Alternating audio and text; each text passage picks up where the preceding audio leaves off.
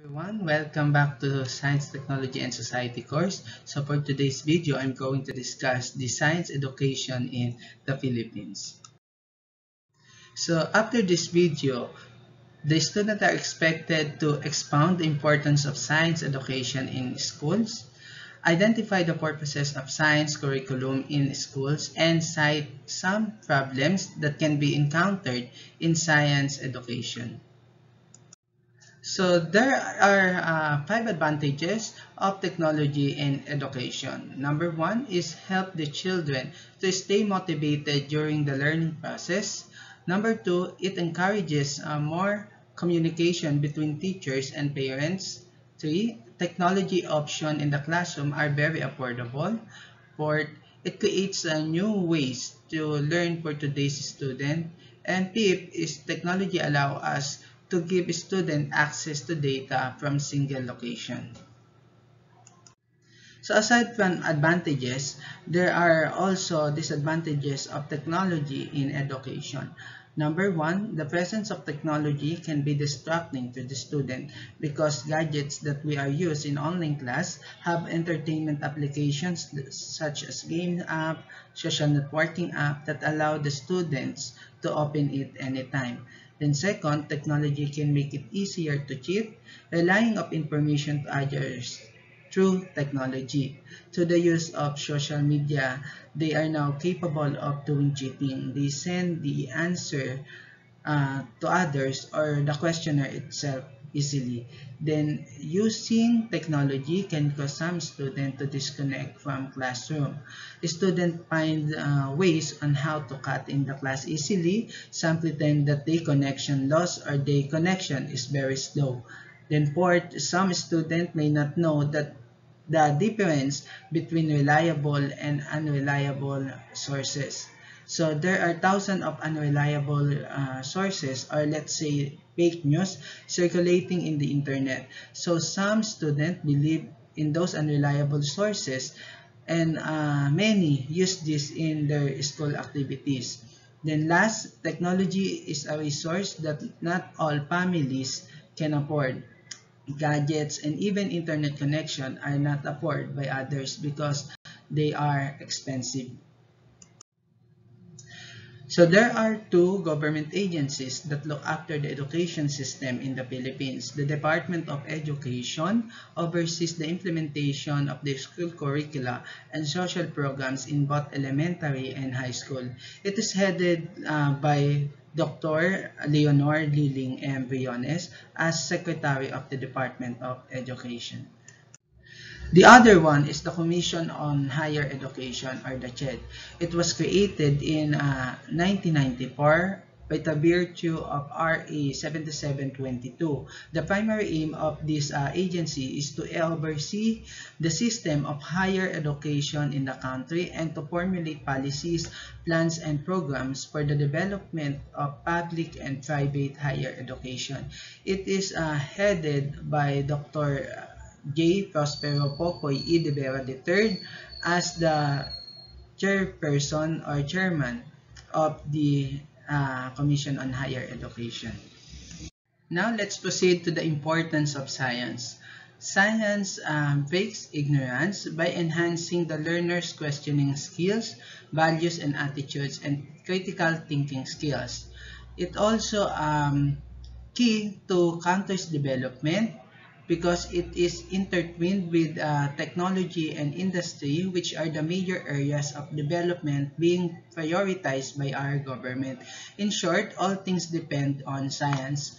Science is one of the subjects taught in elementary and secondary schools under K12 program of the Department of Education.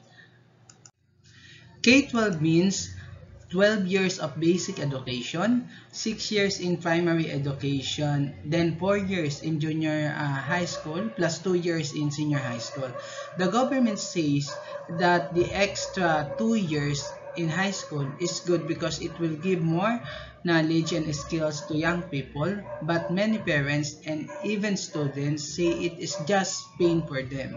So one question is frequently asking, what is the real purpose of government's K-12 program?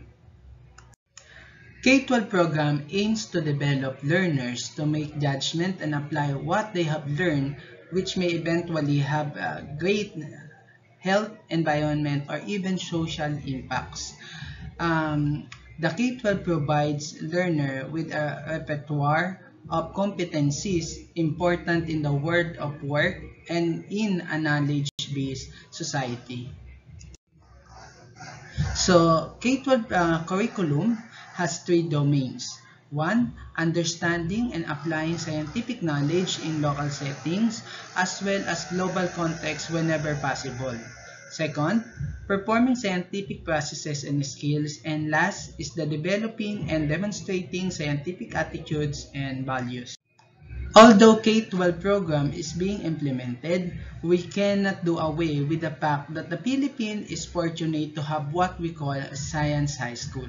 Some have both regular and scientific or science curricula, while others have the science curricula only. Science curricula is designed to have more advanced science and mathematics subject. The curricula for the Philippine Science High School system was prepared by the DOST, while that of the Science and Technology-oriented schools was initiated by the Department of Education. It is a specialized public high school system in the Philippines which operate as an attached agency of the DOST. It is regarded as the top high school in the Philippines and perceived among the best in ASEAN region in 2016. There are multiple campuses in the following area nationwide. The main campus of Philippine Science High School is in Agam Road, Quezon City. They also have Ilocos Campus in Ilocos Sur, the Cagayan Campus in Bayumbong, Nueva Vizcaya, and Cordillera Administrative Region Campus located at Irisan, Baguio City. The Central Luzon Campus is located in Angeles City, Pampanga. The Calabarzon Campus situated at Barangay Sampaga, Batangas City. The Mimaropa Campus at Onyongan, Romblon. The Bicol Region Campus that can be found in Goa, Camarines Sur. The Western Visayas Campus in Haro, Iloilo. The Central Visayas Campus in Argao, Cebu. The Eastern Visayas Campus in Palo, Leyte. The Central Mindanao Campus in Baloy, Lanao del Norte. And the last four are the Southern Mindanao Campus in Mintal, Davao City, the Soxargen Region Campus in Coronadal City, South Cotabato, the Caraga Region Campus in Ampayan, Butuan City, and the Zamboanga Peninsula Campus in Dipolog City. Overall, there are 16 Philippine Science High School campuses throughout the country, and the main campus is located at Agam Road, Quezon City. So for the last slide of this presentation, I listed here the problems in science education. One is the ratio of teachers and the ratio of students to the classroom. Second, lack of science laboratories. Third, lack of science education facilities. Fourth, a small fraction of teachers are qualified to teach different science subjects. And last, limited scholarship and few projects of the government. So this is the end of the topic. So thank you for listening and watching. I hope you just learned something today. Thank you and have a good day.